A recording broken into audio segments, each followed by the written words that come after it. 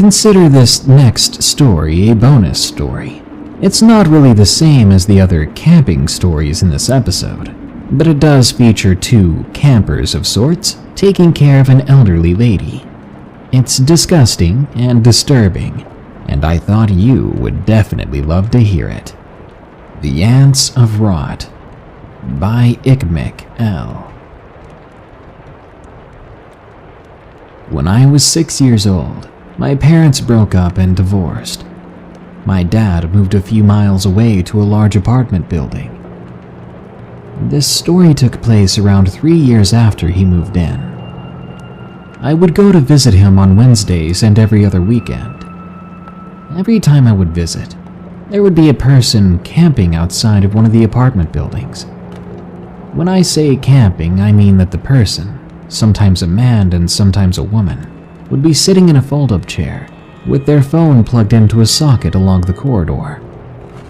I later learned that they were caretakers of a very elderly lady who did not like them inside her house, so she made them set up camp outside. One day in December, right before Christmas break, we started noticing a slightly strange odor looming around that corridor. We didn't pay much mind to this, as we had packing to do for the trip. As I recall, on the evening that we arrived back home, we heard a large amount of commotion in the corridor. Out of interest, we went outside. There were police everywhere.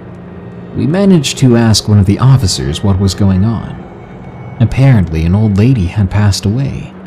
She had not given the building a spare key to her apartment, so the officers had to break in. And these doors here were real deal fireproof, 2-inch thick mechanisms with 3 locks. The amount of damage they had to give that poor door before it gave the slightest bit of entry was unbelievable. At this time, I felt bad for the old lady and soon forgot all about it. Around 2 months later, that nasty smell started to come back. My dad told me that somebody had probably gone on vacation but accidentally left their garbage. This smell seemed to be the strongest next to the door across from us. It got to a point where it became hard to breathe. Somebody complained and the authorities were called. Inside the apartment, they found the remains of a young female in an advanced stage of decomposition, with an infestation of ants and maggots living off of her. Apparently, she had popped when they were trying to transport her, launching maggots and ants everywhere.